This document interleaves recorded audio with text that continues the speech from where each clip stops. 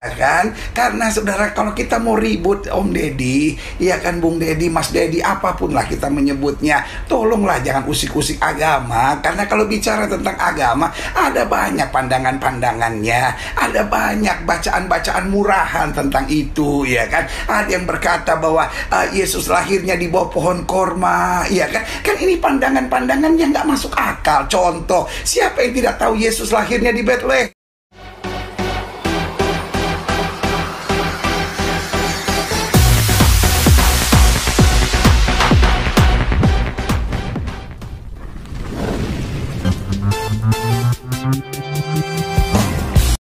Ya teman-teman, puji Tuhan kita berjumpa lagi dalam video kali ini. Dan kali ini teman-teman, saya langsung saja mengajak kita menyaksikan video di mana ada video yang sedang heboh dan viral saat ini, yaitu tentang Elia dan juga Dr. Richard yang sudah membahas yaitu tentang isi Alkitab, dan juga di sana ada juga mereka membahas yaitu membaca ayat Al-Quran. Dan kali ini saya mau menampilkan atau menyaksikan kepada kita dalam video kali ini, yaitu di mana seorang hamba Tuhan menangkapi hal ini, yaitu Pendeta Gilbert dan juga Deddy Corbuzier juga memberikan komentarnya. Dan mari kita saksikan langsung bersama-sama teman-teman apa pendapat mereka dalam hal ini, dan nanti kita akan memberikan pendapat kita teman-teman dalam hal ini. Kan karena saudara, kalau kita mau ribut Om Deddy, ya kan Bung Deddy, Mas Deddy, apapun lah kita menyebutnya, tolonglah jangan usik-usik agama. Karena kalau bicara tentang agama, ada banyak pandangan-pandangannya, ada banyak bacaan-bacaan murahan tentang itu, ya kan. Ada yang berkata bahwa Yesus lahirnya di bawah pohon korma, ya kan. Kan ini pandangan-pandangan yang nggak masuk akal. Contoh, siapa yang tidak tahu Yesus lahirnya di Bethlehem? Dr. Richard Lead. Lalu di sana ia diminta pendapatnya mengenai Israel dan Palestina. Kemudian di dalam penjelasan Elia, dia menggunakan data-data yaitu Alkitab dan beberapa ayat-ayat kitab suci agama lain. Kemudian video itu viral dan menuai reaksi serta ditanggapi oleh para polemikus muslim. Dan salah satunya yang menanggapi video tersebut adalah Deddy Corbuzier. Menurutnya, Elia telah memasuki kamar orang lain dan berkuar-kuar seolah-olah kamar orang lain lebih jelek dibanding kamar Elia sendiri. Anda membawa-bawa Alkitab, satu agama, dalam pembahasan tersebut, lalu membandingkannya kitab tersebut dengan kitab agama yang lain. Di sini masalahnya, di sini problemnya. Anda masuk ke kamar orang lain dan Anda koar-koar seakan-akan kamar orang lain tersebut lebih jelek dibandingkan kamar Anda. Saya aja nggak berani nih ngomongin apa yang Anda omongin. Ngulangnya aja saya nggak berani. Karena ini very sensitive. Dan kita tuh sangat toleran. Indonesia itu adalah negara yang sangat toleran, tapi jangan dibakar. Karena dalam sebuah agama yang jelek kayaknya orangnya. Sama seperti Anda. Dalam surat Al-Kafirun ayat ke-6, Anda pasti nggak ngerti ya, ditulis lakum dinukum waliyadin. Apa artinya? Artinya adalah untukmu agamamu, untukku agamaku. Jadi agama lu, agama gua, agama gua. Teman-teman, itulah dia video Deddy Corbuzier terkait dengan video Elia, di mana beliau gerah dan ngamuk ya, tidak terima dengan penjelasan Elia Mirun terhadap podcastnya Dr. Richard Lead. Nah, pertanyaannya adalah, apakah Om Deddy tidak pernah menyinggung-nyinggung Kristen setelah ia mualaf atau setelah Om Deddy mualaf?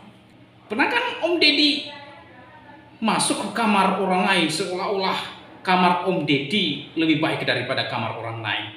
Ya, oleh karenanya saya mengajak kita untuk melihat komentar pedas Pendeta Gilbert Lumendung terhadap Deddy Corbuzier ketika ia menyinggung-nyinggung Natal atau tanggal 25 Desember. Ia mengatakan bahwa tanggal 25 Desember itu adalah merupakan hari yang disepakati oleh pagan.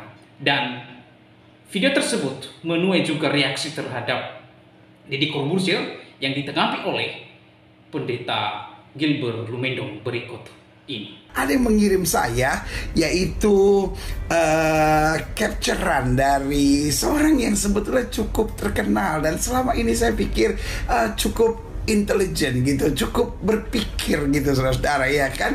Dan selama ini saya pikir orang yang cukup terbuka saudara-saudara, tapi tiba-tiba mengucapkan begini dari seorang yang mungkin dikenal sebagai Deddy Corbuzier, tapi Instagramnya namanya Master Corbuzier, dan dia bilang begini, buat semua sahabat yang merayakan Natal, termasuk kita, ya kan, Merry Christmas to you all. Terima kasih Mas Deddy atau Bung Deddy Corbuzier, ya kan. Buat yang enggak dan ataupun agama Anda, happy holiday. Ya oke, kita merayakan jadi kita anggap nggak ada. Buat yang nggak libur, happy lembur. Wah, luar biasa ya. Karakter Santa Claus dibuat oleh perusahaan Coca-Cola sejak tahun 22 dan topi merah sampai perut gendutnya. Nah, ini saya pikir nggak perlulah nyinggung-nyinggung. Kayaknya Mas Deddy ini kan seorang mualaf kan, artinya sudah meninggalkan iman Kristennya dan nggak usah lah nyindir-nyindir lah gitu. Karena gini, karena sebetulnya memang Santa Claus tidak ada dalam Alkitab, betul, tapi kan ini warna dalam kekristenan. Nggak perlu lah nyindir-nyindir bahwa ini karena apa itu namanya, ini promosi untuk satu produk tertentu. Kan begini, ingat bahwa Anda kan orang terpelajar kan, sebetulnya kan Anda mengerti bahwa setiap hal yang terjadi ada pandangan dari sini, ada pandangan dari sini, hal-hal yang masih menimbulkan polemik, apalagi yang berurusan dengan agama. Nggak perlulah Anda singgung-singgung di sini, ya kan, hanya dengan sepotong kalimat yang mungkin buat sebagian orang bisa menimbulkan polemik, kan cukup kan. Anda nggak usah pansos, Anda punya follower udah cukup tinggi, ya kan nggak perlu kan sifat yang seperti ini, kan sudah cukup, ya kan. Orang-orang yang sebetulnya cukup terkenal, misalnya Ustadz Abdul Somad, tiba-tiba menghina kekristenan dengan berkata di balik salib ada jin kafir, ya kan. Tiba-tiba seorang, ya sebetulnya juga rekan saya, ya kan, yang namanya Habib Rizik, tiba-tiba berteriak, oh alanya orang Kristen beranak, bidannya mana? Saudara yang kasih dalam Tuhan, itu kan kalimat-kalimat yang bisa menyakitkan hati sesama. Karena saudara yang kasih dalam Tuhan, mana ada yang percaya bahwa Allah beranak? Come on, tidak ada Allah beranak. Yang ada adalah Maria yang beranak. Kita harus lebih pintar sedikit lah menyikapi keadaan. Lu hanya mungkin dengan berkata, oh anak Allah, anak Medan juga bukan berarti Medan beranak. Anak Kunci juga bukan berarti Kunci beranak, ya kan. Dan sekarang ada lagi public figure yang mulai lagi dengan kalimat selanjutnya, ya kan. Kalimat selanjutnya dibilang apa, ya kan? Jadi selamat ya, foto ini Anda promote, tik-tik lah gitu kan. Satu lagi, tanggal 25 bukan hari lahir Nabi Isa atau Yesus. Ingat, Anda sudah menjadi mualaf, nggak perlu usik-usik. Kan ada ayatnya dalam agama Anda.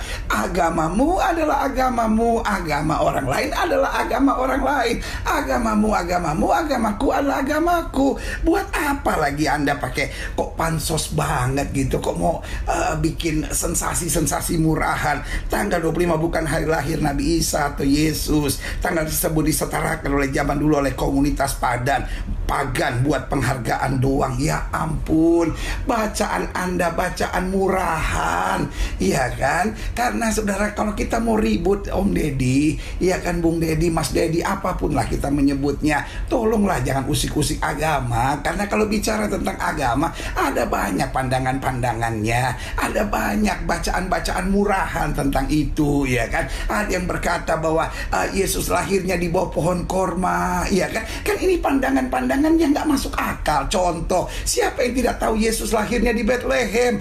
Bethlehem itu tidak ada pohon korma. Bethlehem itu mungkin saudara perlu belajar Om Deddy, ya kan? Jangan sok jago, jangan sok pinter lah. Anda memang pinter, saya mengerti. Anda punya follower bagus, saya mengerti. Tetapi bacaan Anda bacaan murahan, bacaan-bacaan yang cuma sibuk ribut-ribut di apa itu namanya, di media-media sosial. Ayolah belajar banyak, masih ada banyak pandangan-pandangan. Yang penting dalam agama, jangan saling menyerang, jangan saling menjatuhkan. Teman-teman, itulah dia cuplikan video Deddy Corbuzier di mana ia gerah dan mengamuk terhadap video Elia Miron, di mana Elia Miron ini diundang di podcastnya Dr. Richard Lee. Di dalam acara tersebut, Elia diminta pendapatnya mengenai Israel dan Palestina. Nah, teman-teman, kemudian di sini Elia menjelaskan sesuai dengan kapasitasnya sebagai tamu yang diundang di podcastnya Dr. Richard Lee. Pada penjelasan Elia, ia menggunakan data-data Alkitab, beberapa ayat kitab suci agama lain. Nah, kemudian lalu video itu viral dan menuai reaksi para polemikus-polemikus Muslim yang ditanggapi langsung oleh beberapa orang, dan salah satunya adalah Deddy Corbuzier. Ia menegur Elia bahwa Elia telah memasuki kamar orang lain. Nah, di dalam penjelasan Elia itu dia menggunakan data terkait dengan ayat-ayat kitab suci agama lain, dan disinilah letak kegerahannya Deddy Corbuzier kepada Elia. Ia mengatakan Elia telah memasuki kamar orang lain. Nah, teman-teman, menurut saya Elia telah melakukan tugasnya sebagai apologet. Ia diundang di sana untuk diminta bagaimana pendapatnya, bagaimana idenya dan gagasannya terhadap Israel dan Palestina. Dan bagi saya, Elia telah melakukan tanggung jawab sebagai apologet yang mempertanggungjawabkan imannya kepada orang lain ketika orang lain mempertanyakan imannya. Om Deddy boleh menasihati Elia, itu hak Anda. Namun itu salah satu hal yang positif, yang baik, hal yang membangun menurut saya. Namun ada banyak para mualaf yang sangat giat mengutak-atik Alkitab, menjelek-jelekan Alkitab, mengatakan Alkitab palsu. Mereka menafsirkan Alkitab secara liar dan seenak jidat mereka, seperti Rundita. Ya, ada Ipung Adrian dan ada Ustaz Kainam, dan lebih parahnya lagi ada Ustaz Yonatan Nandar dan Ustaz Kainama yang mengatakan Yesus Kristus Tuhan saya sendiri. Ia mengatakan menikah. Ya, Yesus Kristus sudah menikah dan berpoligami, kata Yonatan Nandar dan Ustaz Kainama. Bukankah ini sudah memasuki kamar orang lain? Bukankah mereka sudah berpindah keyakinan dari Kristen ke Islam? Seharusnya Dondeta, Kainama, dan Ipung Adrian yang Anda bahas bukan Alkitab, adalah Al-Quran Anda. Jadi sekali lagi, mereka ini sudah mualaf. Harusnya bukan Alkitab yang mereka pelajari, namun Al-Quran mereka yang mereka yakini, yang seharusnya Dondeta, Ipung Adrian, dan Kainama, Yonatan Nandar yang Anda pelajari, bukan Alkitab. Tidak ada kaitannya dan tidak ada relevansinya terhadap sejarah untuk membahas-bahas Alkitab. Itu kamar orang lain. Seperti yang Om Deddy sampaikan. Pertanyaan saya, apakah Om Deddy sudah pernah memanggil orang-orang ini untuk datang di podcastnya dan menegur mereka? Harusnya Om Deddy kooperatif di sini, ya. Harusnya Om Deddy adil atau mengundang orang-orang ini. Yang pertama Dondeta, Ipung Adrian, Ustaz Kainama, dan Yonatan Nandar. Mereka ini sangat giat dan sangat menghina, melecehkan Alkitab kami umat Kristiani. Tetapi kami baik-baik saja. Kami tidak demo, kami tidak ngamuk-ngamuk, tidak, biasa saja, ya. Ya. Sekali lagi berharap kepada Om Deddy, silakan undang mereka dan tegur langsung seperti yang Anda lakukan terhadap Elia. Dan dengan senang hati kami umat Kristiani menerima nasihat saudara, ya, supaya juga teman-teman apologet lainnya tidak melewati batas dan memasuki kamar orang lain ketika membahas, menyampaikan ide mereka terhadap iman, tentunya iman agama lain. Ya teman-teman, itulah dia. Saya tidak ngada-ngadakan dan tidak kubuat-buat. Kita sudah mendengarkan bersama-sama apa masukan dari hambanya, yaitu seorang pendeta yang dipakai Tuhan dengan luar biasa, yaitu pendeta Gilbert. Dan dia sudah memberikan komentarnya, dan hal ini memang kalau kita gali teman-teman, kalau kita pikir-pikir secara pribadi, saya berikan masukan kepada Om Deddy. Sekarang dia berkata Elia sudah memasukkan kamar orang dan sudah ngikut campur dalam urusan agama orang lain. Saya berterima kasih kepada Bang Dedi atau Om Dedi dalam hal ini kalau memberikan masukan dan nasihat kepada hambanya atau apologen Elia, itu saya sangat tidak keberatan secara pribadi. Tetapi apakah juga ada Om Dedi memanggil ustadz-ustadz dan orang muslim yang selalu menghina dan menghujat Tuhan orang Kristen? Bagaimana mereka menuduh Yesus atau Tuhan orang Kristen poligami atau sudah menikah, padahal itu tidak benar sama sekali. Dan banyak lagi tuduhan yang diberikan kepada Tuhan orang Kristen dan hinaan, ya. Bahkan ustadz, ya, mereka menghina salib. Dan apakah Om Dedi sudah melakukan hal yang sama kepada orang yang menghina orang Kristen? Sekarang kalau Om Dedi dan juga banyak yang berkata orang muslim tidak terima dan hati orang muslim disakiti dalam hal ini, saya bertanya, apakah ketika Tuhan orang Kristen dihina dan diejek, diolok-olok, apakah hati orang Kristen tidak sakit?